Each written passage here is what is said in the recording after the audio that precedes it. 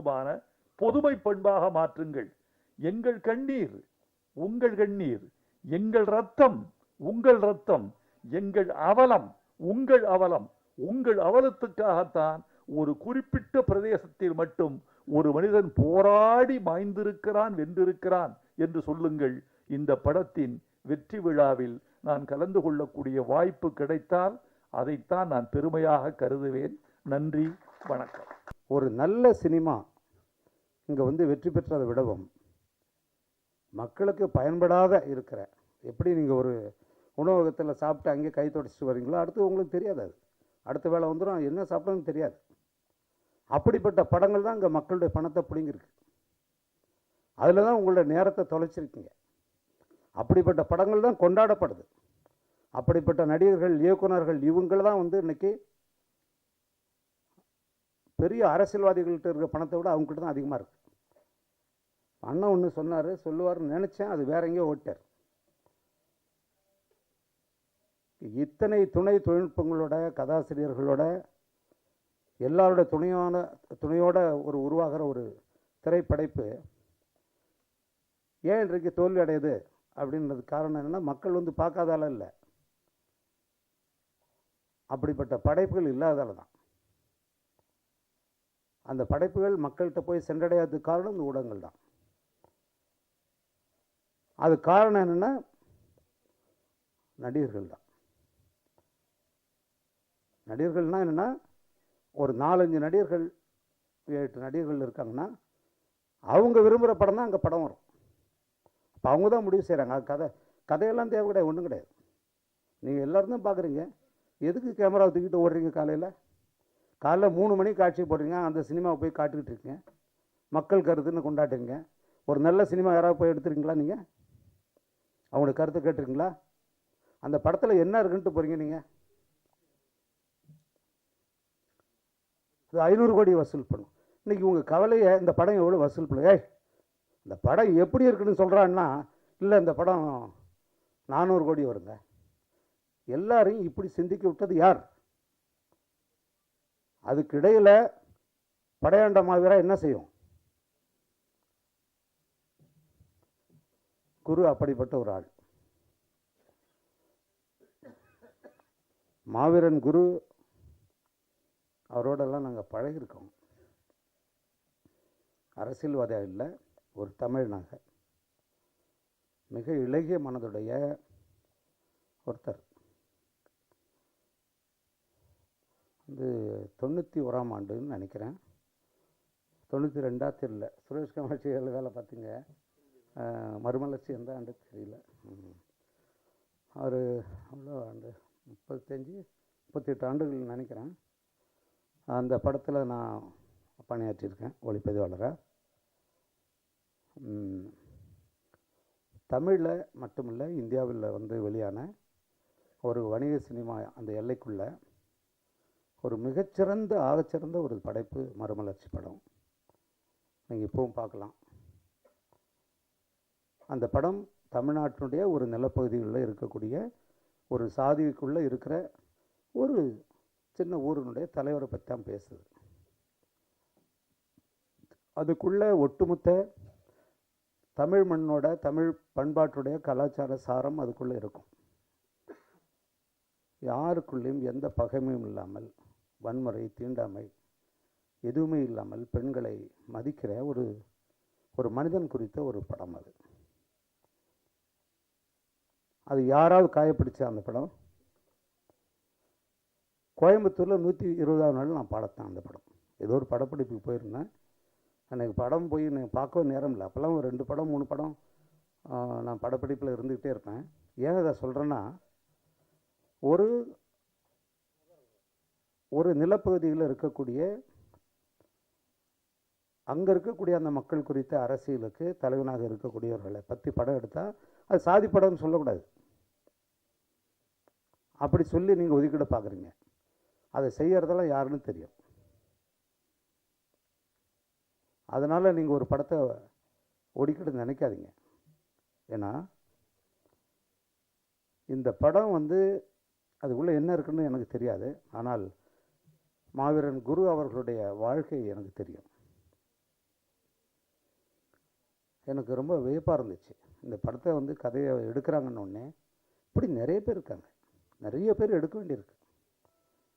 தமிழ் மண்ணில் மறைக்கப்பட்ட ஒரு பெரிய மாமனிதர்களுடைய வரலாற்றை நிறைய நம்ம செய்ய வேண்டியிருக்கு. இந்த படத்தை சரியாக மக்கள்கிட்ட கொண்டு போகணும் கௌதமன். அதை கொண்டு போக நீங்கள் தவறுற மாதிரி எனக்கு தெரியுது. தவறுறதுன்னா வேண்டுமென்றே இல்லை, இது சரியாக போய் சேரணும். ஏன்னா காலம் மிக குறைவாக இருக்குது.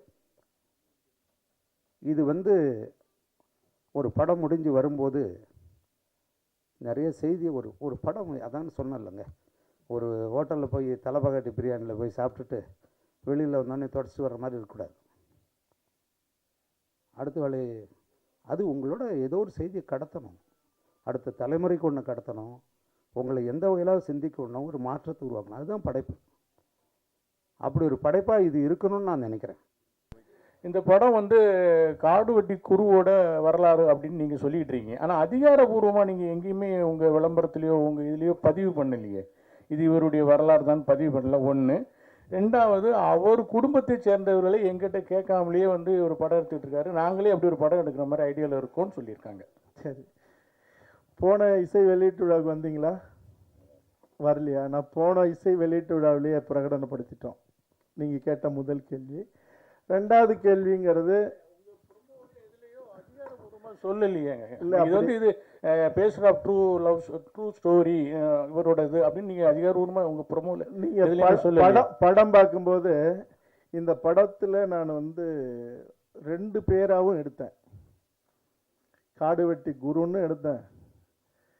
அப்புறம் நாம் எல்லா நேரத்துலையும் அதிகார வர்க்கத்தை எடுத்துக்கிட்டு தானே இருக்கோம். விடலைன்னா காடுவெட்டி குணான்னு எடுத்தேன். என்னுடைய பாடல் வெளியீடு முன்னாடி நடந்தது, கொடுக்க மாட்டேன்ட்டாங்க. சமூகத்தின் பெயரை சொல்லக்கூடாது, அவர் பேரை சொல்லக்கூடாது, எங்கள் குருசாமிலாம் அவர் அந்த புலிக்கொடி பாடல், இன்னும் எத்தனையோ இது உங்களுக்கு தரவே முடியாதுன்ட்டாங்க. எனக்கும் அந்த சென்சார் அதிகாரி உயரதிகாரிக்கும் இதுவரைக்கும் தமிழ் சினிமாவில் அப்படி ஒரு வாக்குவாதமும் ஒரு கசப்பும் நடந்திருக்குமா, தகிப்பும் நடந்திருக்குமான்னு எனக்கு தெரியாது. நீங்கள் எங்கே வேணாலும் போங்க, தர முடியாதுங்க. நீங்கள் படம் எடுத்து முடித்ததுக்கு அப்புறம் படத்துக்குள்ளே இந்த சமூகத்தில் பெரிய சிக்கலும் கலவரமும் வந்தால் யாருங்க பொறுப்பு? அதுக்காக நான் வந்து ஐஏஎஸ் படிச்சுட்டு வந்திருக்கேன் அப்படின்னு அவர் சொன்னேன். இதுக்கு முன்னாடி எதுவுமே அப்படி செய்யாதவன், நான் கொடுத்த பாட்டிலையுமே எந்த சிக்கலும் இல்லாதப்ப நீங்கள் கொடுக்க முடியாதுன்னு சொல்கிறதுக்கு உங்களுக்கு என்னங்க அதிகாரம் இருக்குது? இதுக்கு தான் நீங்கள் அந்த படிப்பை படிச்சுட்டு வரீங்களா, வந்தீங்களா அப்படின்னு கேட்டேன். நீங்கள் என்ன சொன்னாலும் சரி, எனக்கு என்ன கொடுத்த வேலையை தான் நான் செய்ய முடியும். இல்லை இங்கே யாருமே, நான் சொன்னேன் பாட்டில் கலவரத்தை ஏற்படுத்தினா நீங்கள் வெட்டுங்க, படத்தில் வேணாலும் வெட்டுங்க. அப்படி இருக்கும்போது இல்லாத போது நீங்கள் எப்படி நீங்கள் வந்து பாடலை வெளியிட முடியாது? நீங்கள் படத்தை காட்டுங்க, படத்தை பார்த்துட்டு தான் நான் பாடல் வெளியிடு கொடுப்பேன்னு இது வரைக்கும் தமிழ் சினிமாவிலே இல்லாத, அல்லது எனக்கு தெரிஞ்சு இந்திய சினிமாவிலே இல்லாத நீங்கள் எப்படி செய்ய முடியும் அப்படின்னப்ப இது ரொம்ப சென்சிட்டிவானது, அதனால் நாங்கள் செய்ய முடியாது அப்படின்ட்டேன். நான் உண்மையிலேயே ஒரு பெரும் வார்த்தை, அது ஒரு படைப்பாளியினுடைய கோபமான தரம் தாழ்ந்த வார்த்தை இல்லை, ஒரு வார்த்தையை சொல்லி வயிற்றில் அடிச்சுட்டு படைப்பை இப்படியெல்லாம் சிதைக்கக்கூடாது அப்படின்னு சொல்லிட்டு வந்துட்டேன். படைப்பை பார்த்தாங்க, பார்த்துட்டு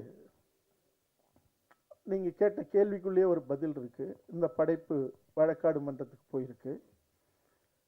வழக்காடு மன்றத்துக்கு போகிறதுக்கு அவங்களுக்கு 100% உரிமை இருக்குது.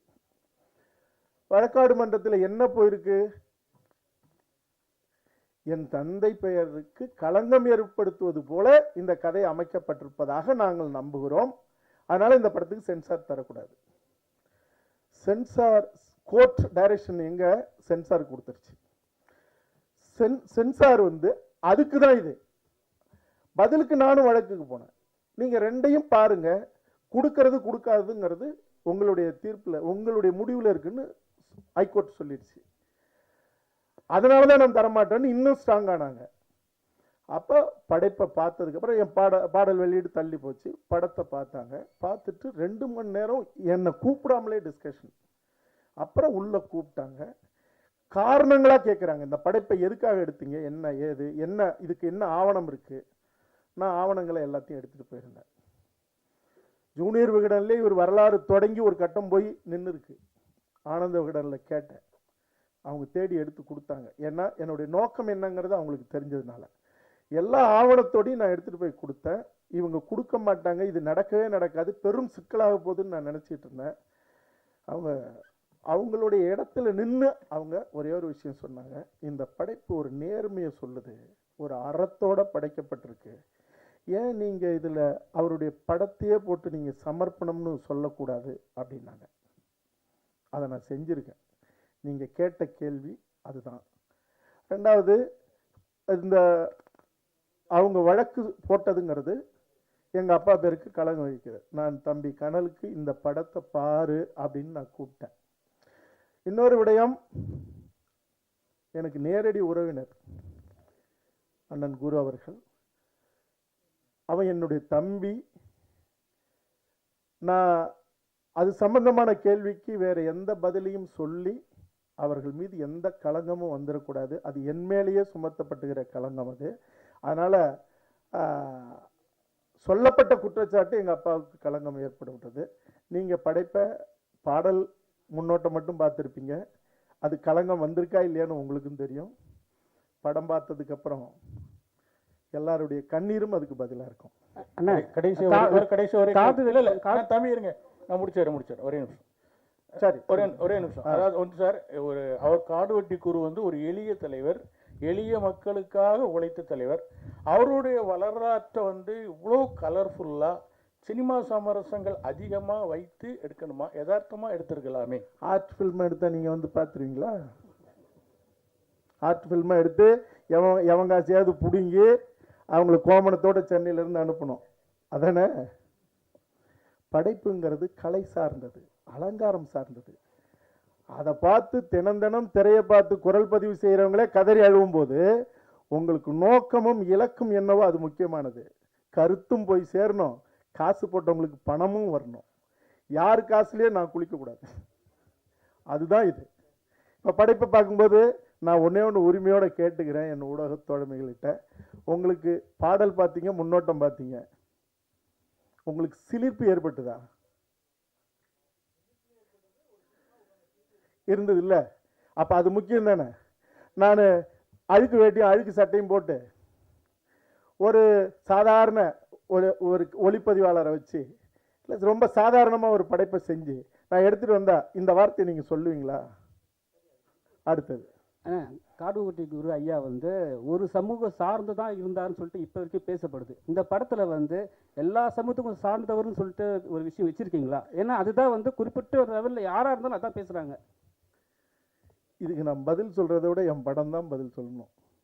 இதே கேள்வியை ப்ரெஸ்ஸோ போடுவோமா, அங்கே வச்சு பேசுவீங்களா, கேள்வி கேட்பீங்களா? கண்டிப்பாங்க. தேவையானவங்க ரெண்டாக கிழிக்கிறதுக்கான உரிமை உங்களுக்கு இருக்குது, அதுக்கான பதில் அப்போ நான் சொல்கிறதுக்கு எனக்கு உரிமை இல்லை, அது படம் தான். ஏன்னா அப்புறம் இன்னொரு கொஸ்டின், காடுவெட்டி குரு அந்த டைட்டில் இருக்கிறதே உங்களுக்கு பிரச்சனைன்னு சொன்னீங்க.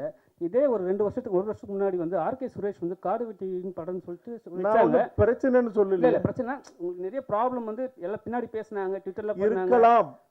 அந்த டைட்டில் இருக்கிற என்ன பிரச்சனை வருது உங்களுக்கு? எந்த டைட்டில்? காடுவெட்டி. அது ஒன்றும் பிரச்சனை இல்லைன்னு தானே சொல்றேன். வைக்க முடியுமா? இப்போ யாரு திருப்பி பண்ண முடியுமா? அவரோட படம் தானே அது. இல்ல, நீங்க படம் பாருங்க, எல்லாத்தையும் சொல்லியிருக்கேன். சார் வணக்கம் சார். சார் இப்போ நீங்கள் இதில் வந்து நீங்களே நாயகனாக நடிச்சிருக்கீங்க. இப்போ அடுத்து தமிழரசனும் அதுக்கப்புறம் வந்து பிரபாகரனை பற்றியும் எடுக்கிறது உறுதின்னு சொல்லியிருக்கீங்க. இப்போ அதுலேயும் நீங்கள் தான் வந்து ஹீரோவாக நடிப்பீங்களா? நடிச்சா பார்ப்பீங்களா, பார்க்க மாட்டீங்களா? கண்டிப்பாக பார்ப்போம் சார். அப்போ அதுதான் நடக்கும். Okay sir. அப்போ இன்னொரு கேள்வி, இப்போ பிரபாகரன் எடுக்கும்போது நீங்கள் வந்து இப்போது இலங்கை கண்டிப்பாக சொல்லி தான் ஆகணும். அதே மாதிரி சர்வதேச போர் குற்றவாளின்னு அறிவிக்கப்பட்ட ராஜபக்ஷ பற்றி சொல்லி ஆகணும். அப்போ உலக அரசியலில், இந்திய அரசியலேருந்து தமிழ்நாட்டு அரசியலேருந்து சொல்லணும். அது வந்து நிறைய, அதுக்கு எப்படி நீங்கள் தயாராக இருக்கீங்களா? ஏன்னா நிறைய எதிர்கொள்ள வேண்டியது இருக்குமே. என்னுடைய சந்தன கார்டு பார்த்தீங்களா? திரும்ப பாருங்கள், யூடியூப்பில் இருக்குது. என் இனத்தை அழித்த அதிகார வர்க்கம், அரசியல்வாதி, ஐஏஎஸ், காவல்துறை உயரதிகாரிகள், அன்னைக்கு இருந்த அரசியல்வாதிகள், ஆட்சியாளர்கள் அத்தனை பேரும் எரித்து சாம்பலாக்கி கரைச்சி விட்டவன் நான் இதை பெருமையோடு சொல்ல. என் இனத்துக்கு எதிரானவன் எமனாக இருந்தாலும் நான் நேராகவும் நின்று யுத்தம் செய்வேன். என் படைப்பிலையும் அவர்களை தலைகுனிய வைக்கிறது மட்டும் இல்லை, அவனுடைய சமாதியிலேயே என் சந்ததி மட்டும் இல்லை, அவன் சந்ததியும் காரி துப்புற அளவுக்கான படைப்பாக இருக்கும்.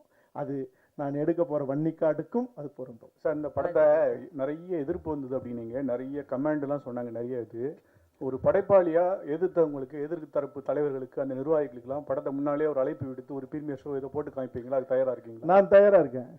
அவங்க வரத்துக்கு அவங்க தயாராக இருக்கணும். எனக்கு எதை பற்றியும் கவலை இல்லை. சார் வணக்கம் சார். அவரு சார் சொல்லுங்க. சார் வணக்கம். வணக்கம். வசனகர்த்தா சார் பேசும்போது ஒரு தலைவரை பற்றி பேசினார். நீண்ட நாளாக அந்த கொஸ்டினுக்கு ஆன்சரே இது வரைக்கும் கிடைக்கல. எந்த மேடையிலையும் அவர் பேசின மாதிரியே தெரியல. அதாவது என்ன சொல்லியிருக்காருன்னா, ஒரு சமூகத்து பொண்ணை கட்டு வெட்டு அப்படின்னு பேசினாருன்னு நீண்ட நாளாக அது போயிட்டு இருக்கு. ஆனால் அவர் பேசுனதுக்கான எவிடன்ஸ் இது வரைக்கும் எங்கேயுமே இல்லை. அது தொடர்ந்து அந்த குற்றச்சாட்டு வைக்கிறாங்க. உங்கள் மேடையிலையும் வசனகர்த்தா அதை சொல்கிறாரு. இது எந்த விதத்தில் நியாயம்னு நீங்கள் நினைக்கிறீங்க? அதுக்கான ஆன்சர் நீங்க தான் பண்ணணும். இல்ல அவரு சொன்னதுக்கு நான் எப்படிங்க பண்ண? இல்ல சார், நீங்க தான் படம் எடுத்துறீங்க. என் படத்துல இருக்கா? உங்க படத்துல இல்ல என் படத்துல இருக்கா? உங்க படத்தோட வசனகர்த்தா பேசிக்கிறேன். என்ன கேளுங்க. இல்ல சார், அத உங்கள்ட்ட நீங்க கேக்குற கேள்விக்கு நீ கேக்குற கேள்வி அறமான கேள்வி இல்லைன்னு உங்களுக்கு பின்னாடி இருக்கிற நம்மளுடைய ஊடக சகோதரர்கள் சொல்றாங்க. அதுக்கு நான் பதில் சொல்லக்கூடாது, சொல்றது நியாயமும் இல்ல. ரெண்டாவது அது இதுக்கான இடம் இல்ல. என்னகிட்ட கேளுங்க. சரி சார், உங்க படம் இரு வேணாம். இல்ல இருட்டா அவரு பால இல்ல சார், இல்ல வேணாம் இல்ல சார், அப்படி இல்ல சார். இல்ல நண்பா, அவர் பேசும்போது இதே மேடையில தான். இல்ல அதுக்கு என்ன பதில் சொல்றது? என்ன பதில் சொல்றது இது? இல்ல சார், அப்படி பேசினாருன்னு நீண்ட நாளா ஒரு தலைவர் மேல குற்றச்சாட்டு இருக்கு. சரி, அந்த குற்றச்சாட்டு உண்மையா இல்ல. நான் எல்லாருக்காகவும் நிற்கிறவன். அதுல நீங்க உங்களுக்கு நம்பிக்கை இருக்கா சார்? அடுத்த மேட்டர் போலாம் சார். அடுத்தது இது கயத்தார் பகுதியில் நடந்தது. ஜான்பாண்டியன் கட்சிக்காரங்கள வெட்டினாங்க, நடந்துச்சு. அதெல்லாம் அதை விட்டுருங்க. மரவனை வெட்டு, மரத்திய கட்டுங்கள் நடந்தது, அதை விட்டுருங்க. இப்போ தமிழரசன் கதை எடுக்கிறீங்கன்னாக்க உண்மையிலேயே அப்படியே, ஏன்னா உங்க அப்பா தமிழரசன் கூட பழகினவர். அப்போ முழுக்க கரெக்டாக எடுப்பீங்களா? பொன்பரப்பி சம்பவத்துலேருந்து எல்லாத்தையும் கரெக்டாக எடுத்துருவீங்களா? அது ஒரு நெருப்பு சிற்பமா வரும். நான் சொல்றது இல்லை, அர்த்தமும் அடர்த்தியும் உங்களுக்கு புரியும் நான் நினைக்கிறேன்.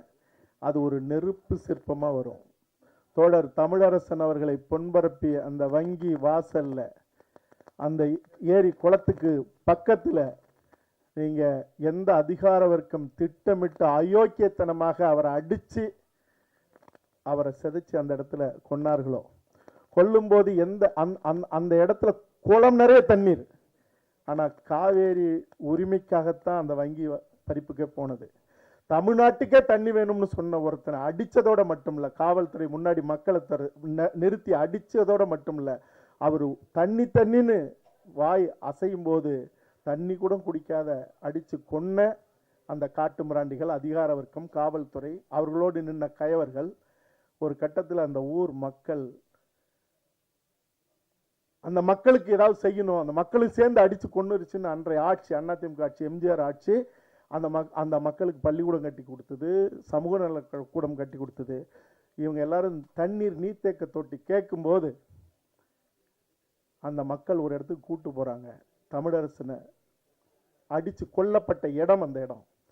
அந்த மக்கள் சொல்றாங்க, ஒரு மாவீரன், மகத்தான ஒரு தமிழன், இந்த தமிழ்நாட்டுக்கே தண்ணி வேணும்னு கேட்டவன அவனுக்கு ஒரு ரூபாய், குளம் நிறைய தழும்பி தண்ணி நிற்கும் போது ஒரு ரூபாய் தண்ணி கொடுக்காம அவர்களை சாக அடிக்கப்பட்ட நாங்க, எங்களுடைய தலைமுறை காலத்துக்கும் தண்ணீர் குடிக்க தமிழரசன் உயிர் விட்ட இடத்துல எங்களுக்கு வாட்டர் டேங்க் கட்டி கொடுங்கன்னு சொல்லி ஒரு வெள்ளி முளைச்ச வேலையில் என்கிட்ட அந்த இடத்துல சொல்றாங்க.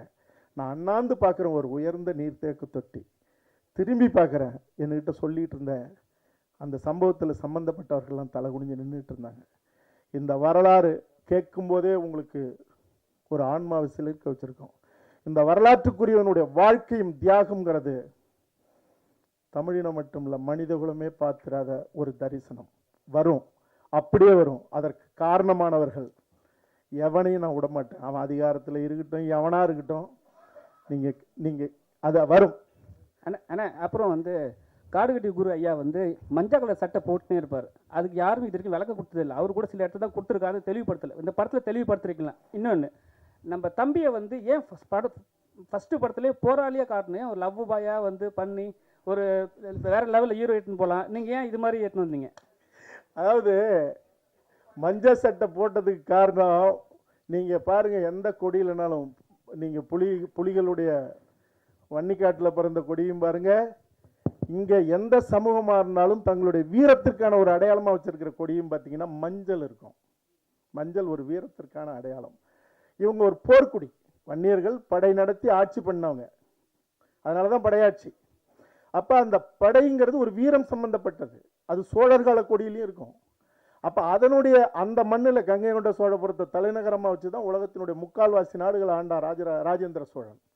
அப்போ அதில் அவர் ஊர் இருக்குல்ல, படைநிலை காடு வெட்டி, காடை வெட்டி திருத்தி தன்னுடைய ராஜராஜ சோழன் பல லட்சக்கணக்கான படைகளை நிறுத்தப்பட்ட இடம் அந்த இடம், அதான் படைநிலை காடு வெட்டி. அப்போ அந்த மண்ணில் இருந்தவங்க அதை அவர் அடையாளமாக வச்சு அவங்க அதுக்கப்புறம் சங்கமாக தொடங்கி அப்படி வரும்போது அது ஒரு கட்டத்தில் அது போடப்பட்டது. இதெல்லாம் இவ்வளோ விளக்கமெல்லாம் நான் படத்தில் சொல்லலை. ஏன்னா படத்தில் சொல்கிறதுங்கிறது, உன்னையும் இந்த மண்ணையும் காக்கணும்னா ஒரு தாய் மக்களாக நில்லுங்கடா, இல்லாட்டினா உங்களுடைய 50,000 ஆண்டுகள் வரலாறு கொண்ட இந்த இனத்தினுடைய தடயம் வரலாறு எதுவுமே இல்லாமல் போயிடும். இந்த மொழிக்கும் இனத்துக்கும் சம்பந்தம் இல்லாத கூட்டம் நிரந்தரமாக உங்களை அடிமைப்படுத்தி அழிச்சிரும். அதுக்குள்ளே நீங்கள் விழிச்சிருங்கன்னு சொல்கிறது தான் இந்த படைப்பு. சார் கேட்குறேன் சார், இன்றைய காலகட்டங்களை வந்து மக்கள் வந்து என்டர்டெயின்மெண்ட் மாதிரியான மூவி விரும்புகிறாங்க, ஹீரோக்கள் வந்து மாசான ஹீரோக்கள் விரும்புகிறாங்க. ஸோ இப்படி இருக்கும்போது இன்றைய ஸ்டூடெண்ட்ஸ் இருக்காங்களே, அவங்களுக்கு இந்த மாதிரி 2K கிட்ஸ்னு ஒன்று சொல்லுவோம், இந்த மாதிரி ஒரு நபர் இருந்தார், இந்த நபர் இப்படி பண்ணாருன்னு சொல்லக்கூடிய வரலாறு வந்து தெரியாது. ஸோ இப்படி இருக்கும்போது இந்த மூவியை வந்து எப்படி அந்த 2K கிட்ஸ் அந்த சொல்லக்கூடிய வெகுஜன மக்கள் கிட்ட எப்படி கொண்டு போய் சேர்த்தா கரெக்டாக இருக்குன்னு சொல்கிறீங்க? என் படைப்பு உங்களை பாதிச்சுதா? இல்லை, நீங்கள் பார்த்த வரைக்கும் இப்போ ஒரு துளி அதுக்கு தான் முன்னோட்டம், அது உங்களை பாதிச்சுதா? இருந்துச்சு சார். அப்போ உங்கள் வேலை என்ன வேலை? உங்கள் வேலை என்ன வேலை? என் படம் எடுத்துருக்க இருங்க, உங்கள் வேலை எடுத்துகிட்டு போகிற வேலை.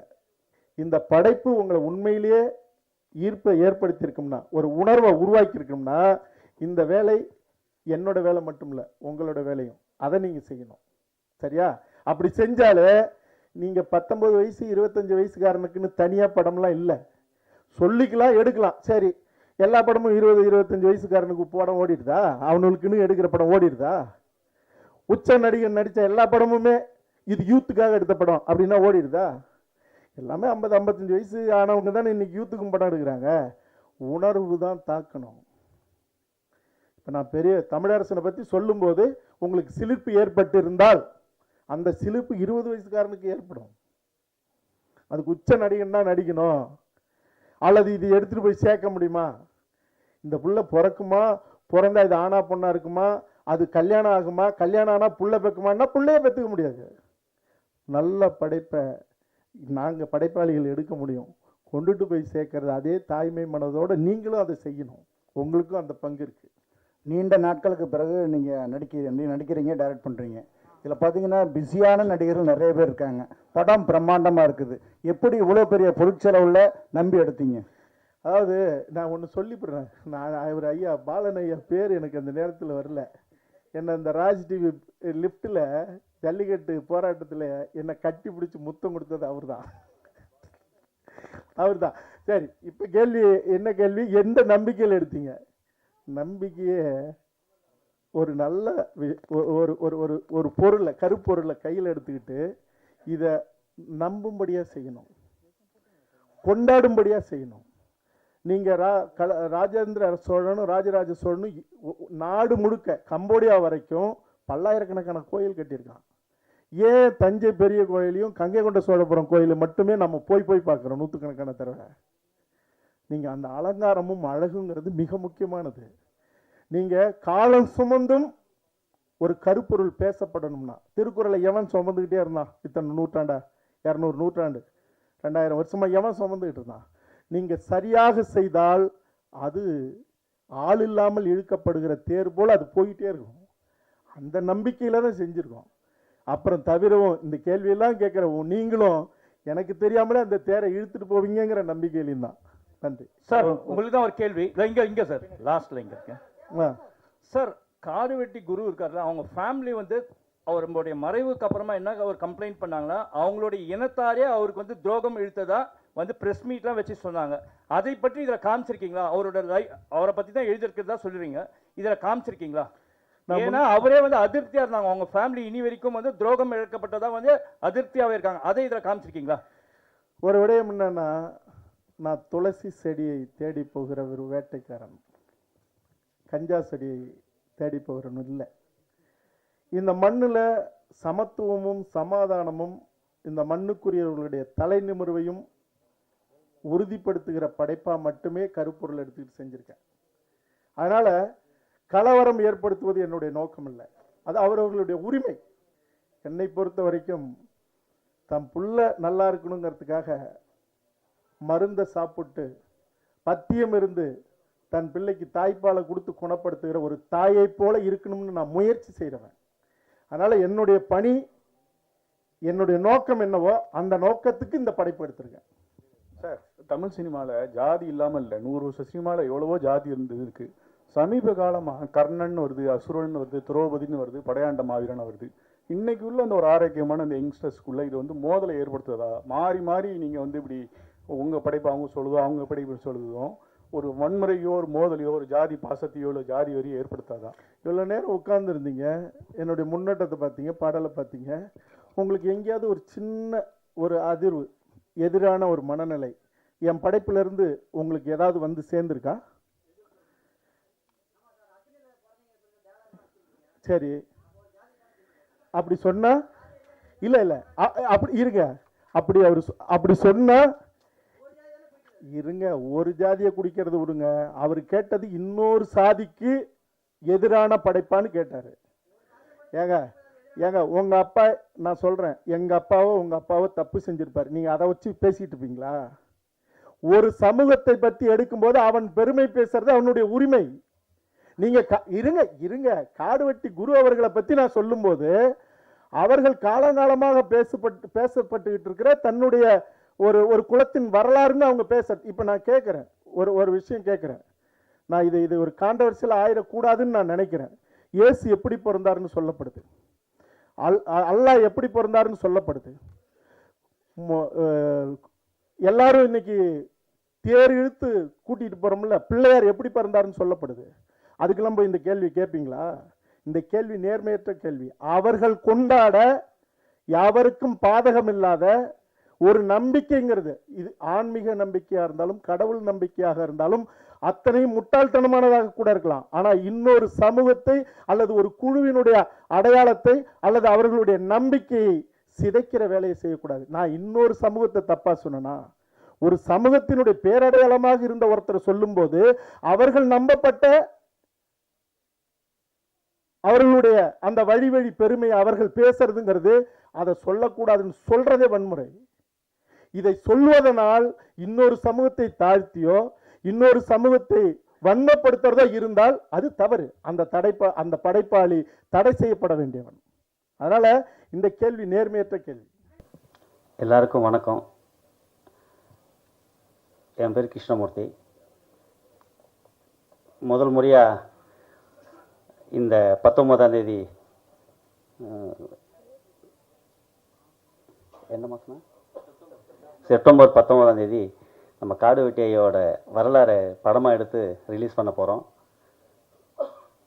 இதில் ஒரு மன வருத்தம் என்னன்னா, இந்த இன்ஸ்டாகிராம்னா என்னன்னே தெரியாது எனக்கு. இதான் முதல் முறை ஒரு 8-10 நாளாக அந்த இன்ஸ்டாகிராம் போட்டுட்ருக்கேன். அதில் என்ன வருதுன்னா, அந்த கமெண்ட்ஸ் வருது, அதை கேட்க முடியல. அது ஏன் அந்த மாதிரி அந்த கமெண்ட்ஸ் வருதுன்னே தெரியல. அது ஒரு 50,000 பேர், ஒரு 2 லட்சம் பேர், 3 லட்சம் பேர் பார்க்குறாங்க. அந்த கமெண்ட்ஸில் என்ன இருந்தால் கேவலமான எவ்வளோ இந்த இனத்தை ஏன் இந்த மாதிரி ஒரு திணிச்சு வச்சுருக்காங்க தெரியல. ஏன்னா நம்ம அந்த காடு வெட்டியாரோட ஹிஸ்ட்ரியை நான் பார்த்து ஏன் இதுக்கு ஒத்துக்கணும்னா, அது எல்லா சமூகத்தோட மக்களும் ஒன்றா இருந்ததுனால தான் இதை நான் ஒத்துக்கணும் இதை எடுக்கிறதுக்கு. பட் இந்த சமூகத்தை ஏன் இவ்வளோ ஒரு திணிக்கிறாங்கன்னு தெரியல. அது எப்படி தான் அதை நான் சொல்கிறதுன்னு தெரியல. இது ஏன்னா எங்களாம் கிராமத்தில் பிறந்தவங்க. கிராமத்தில் பிறந்தா கிராமத்தில் எல்லா மாதிரியான ஒரு சமூகமும் இருக்காங்க. சமூகம்னாக்க நாங்கள் அந்த மாதிரி ஜாதி வரியை யாரையும் பார்த்தது கிடையாது. சொந்தம் பந்தம் அண்ணன் தம்பிங்கள தான் இருக்குது. இப்போ தலிதாக இருக்கட்டும், பனியனாக இருக்கட்டும், ஒரு 100 ஜாதியாக இருக்கட்டும், யாராக இருந்தாலும் அண்ணன் தம்பி தான் வளர்ந்துருக்குமே தவிர எங்களுக்கு இந்த ஜாதிங்கிறது என்னன்னே தெரியல. இந்த இன்ஸ்டாகிராமை பார்த்த பின்னாடி தான் தெரியுது ஜாதினாக்க இவ்வளோ ஒரு வெறியில் பார்த்துட்டு இருக்காங்கன்னு சொல்லிட்டு. பட் ஏன் எனக்கே பயமாக இருக்குது. ஏன்னா ஃபியூச்சரில் என் பிள்ளைங்களாம் இது கற்றுக்கிற எப்படி இந்த வாழ்கிறது எப்படி இந்த ஒரு ஸ்பீடான டெக்னாலஜியில் இந்த ஜாதியை ஏன் இவ்வளோ ஒரு திணிக்கிறாங்க? இதை எதுக்காக திணிக்கணும்? ஏன்னா படிக்கிற படிப்பில் ஒன்றா தான் படிச்சிருக்கேன் எல்லாம். ஜாதிங்கிறது யாருமே சொன்னது கிடையாது. அதில் ஜாதி நீ இந்த ஜாதிக்காரன் இந்த ஜாதிக்காரன் அந்த ஜாதிக்காரன் அப்பனோட இன்சிலே போட்டு தான் டெய்லி அட்டண்டன்ஸ் சொல்கிறாங்க. எழுந்து உள்ளே இருந்து எல்லாரும் ஒன்றா தான் சொல்லிட்டு இருக்கோம். எல்லாம் ஒன்றா தான் நின்று சாப்பாடு வாங்கி ஒரே வருஷம் தான் சாப்பிட்டுட்டு இருக்கோம். யார் சமைச்சாங்க எந்த ஜாதி எதுவுமே தெரியல. இப்போ அந்த ஜாதிங்கிறது ஏன் திடீர்னு இந்த மாதிரி வந்துச்சு? ஏன் இந்த மாதிரி திணிக்கிறாங்க? அவ்வளோ ஒரு பெண் குலத்தவே கேவலமாக பேசுகிற மாதிரி ஒரு அந்த அனாவசியமாக பேசுகிறாங்க. எதுக்கு அந்த மாதிரி திணிக்கணும்? ஏன்னா வரலாறுங்கிறது ஒரு மறைக்கப்பட்டாங்க. செத்துக்கு பின்னாடி தான் வரலாறு எழுதுவாங்க. பட் தமிழ் இனம் எல்லாமே ஒரே மொழி தான் படித்தோம், ஒன்றா தான் எக்ஸாம் எழுதுகிறோம். பட் எல்லாம் ஒன்றா மார்க்ஸ், ஒன்றா தான் வேலைக்கு போகிறோம், ஒரே உடல் தான் சாப்பிட்றோம், எல்லாம் செய்கிறோம். அப்போ திடீர்னு ஜாதி எங்கேருந்து ஒரு திடீர்னு ஏன் இந்த மாதிரி ஜாதியை திணிக்கிறாங்க? சொந்த பந்தமாக இருந்துட்டு இப்போ தலித் மக்களே எங்கள் ஊரில் இருக்காங்க. இன்னைக்கு வரைக்கும் அவன் யாருன்னு தெரியாது. மாமங்கிறான் என்ன, மச்சாங்கிறான் என்ன, சித்துப்பாங்கிறான் நாங்கள் ஒருத்தர், பெருப்பாங்கிறவங்க ஒருத்தர். அப்போ எந்த ஜாதியுமே எங்களுக்கு தெரியலையே. ஏன் இந்த சோசியல் மீடியாவில் இந்த ஒரு கேவலமான ஜாதி ஜாதி ஜாதினி குடி? ஏன்னா இருக்கிறத ஒரு கொஞ்சம் பேர் தான் இருக்கு. நம்ம யாரோ உள்ளே வந்துட்டு இருக்காங்க. இந்த கொஞ்சம் பேரி அழிக்கிறதுக்காக தான் ஒரு 4-5 பேர் இந்த அறவே கடங்கு சேர்ந்துன்னு இந்த ஜாதி அந்த ஜாதி அந்த ஜாதின்னு சொல்லிட்டு நம்ம இனத்தவே அழிக்கிறதுக்கு பார்த்துட்டு இருக்காங்க. ஏன்னா தமிழுங்கிறது இந்த உலகம் மண்ணு புறத்துலேருந்து முதல் பேசப்பட்டது தமிழ் தான். பட் இந்த தமிழ் இப்போ அழிகிற நிலைமைக்கு ஆயிடுச்சு. இன்னும் 20 வருஷம் போயிடுச்சுன்னா இப்போ அதை ஆர்டிஃபிஷியல் இன்டெலிஜென்ஸ் வந்துருச்சு, ரொம்ப டெக்னாலஜின்னு சொல்லிட்டு இன்னும் 20 வருஷத்தில் தமிழ் இல்லாத போயிடும். கடைசியில் யாரோ பேசிட்டு அவன் முதலாளி ஆகிட்டு தமிழ் இப்படி இருந்துச்சு, இந்த இனம் இப்படி இருந்துச்சு, இதை தான் நம்ம வரலாறை பார்க்க போகிறோமே தவிர நம்ம தமிழை காப்பாற்றணும்னு எங்களுக்கே தெரியல. அது ஏன்னா நான் இந்த ஊரில் இல்லை, எங்கேயோ 10-20 மாநிலத்தில் எங்கேயோ வேலை செஞ்சுட்டு இருக்கிறவன் நான். எனக்கு இதை பற்றி தெரியாது. இந்த இன்ஸ்டாகிராமில் பார்த்த பின்னாடி தான் தெரியுது நம்ம ஏன் நம்ம இனத்துக்காக இவ்வளோ அடி ஒன்று இப்படி செய்கிறோமே. அதுக்கு தான் வரலாறு எப்போவுமே ஒரு 50 வருஷத்துக்கு முன்னப்போ பாருங்கள் நம்ம கிராமத்தில் எப்படி இருந்தோம், எந்த மாதிரி இருந்தோம், எல்லாரும் ஒன்றா இருந்தோமே. இன்றைக்கும் ஒன்றா தான் இருக்கோம். இந்த சிட்டியில் நடக்கிற மாதிரி ஜாதி வரி கிராமத்தில் நடந்துச்சுன்னா யாரும் ஒருத்தங்க உயிரோடு இருக்க முடியாது. எல்லாம் அடி ஒன்று செத்துருவாங்க ஒருத்தனுக்கு ஒருத்தன். ஏன்னா எங்களுக்குலாம் ஜாதியே தெரியல. அதாவது தயவுட்டு சொல்கிறேன், அந்த இன்ஸ்டாகிராமில் இந்த கேவலமாக பேசுறது, ஒரு பெண்களை இழிவுபடுத்துறது, இதெல்லாம் வேண்டான்னு சொல்கிறேன். தயவுட்டு கேட்டுக்கிறேன். இதான் வேறு ஒன்றும் இல்லை. நன்றி, வணக்கம். வந்திருக்க எல்லாருக்கும் வணக்கம். அண்ட் தேங்க்யூ ஸோ மச் வந்தவங்க எல்லாருக்கும். கம்மிங் 19th படம் ரிலீஸ், எல்லோரும் சப்போர்ட் பண்ணுங்கள். இது என்னோட முதல் படம். ஃபைட்லாம் பண்ணியிருக்கேன். பார்த்துட்டு எப்படி இருக்குன்னு சொல்லுங்கள். நன்றி. வந்திருக்க ப்ரெஸ் அண்ட் மீடியா எல்லாருக்குமே ரொம்ப தேங்க்ஸ்.